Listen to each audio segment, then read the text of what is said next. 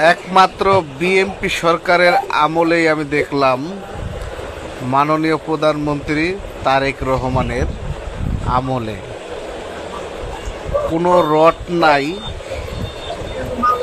Rod ছাড়াই রাস্তা ঢালাইয়ের কাজ চলতেছে।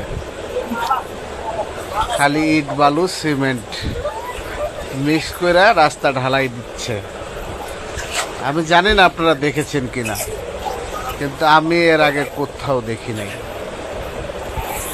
আর দেখেন দেখেন দেখেন কিভাবে করে ঢালতেছে, আর বেলসা দি কোদাল দি খামসায় খামসায় নিতেছে, আর সমানে মিলে মিলে দিতেছে।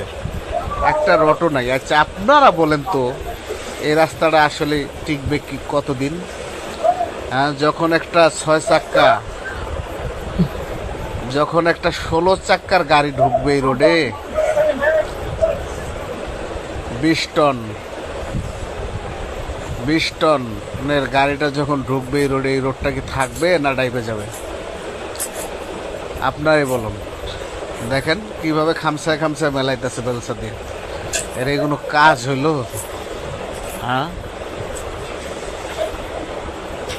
কাজ খালি গড়গড় গড়গড় করে ডালতাছে, আর কোদাল দিয়ে খামসায় খামসায় খালি দিতেছে, মিল্লা মিল্লা বাস হয়ে গেছে ডালা হয়ে গেছে। তাই আপনারা আপনাদের মূল্যবান কমেন্ট করে জানাবেন আপনারা এর আগে দেখেছেন কিনা এই ধরনের কাজ।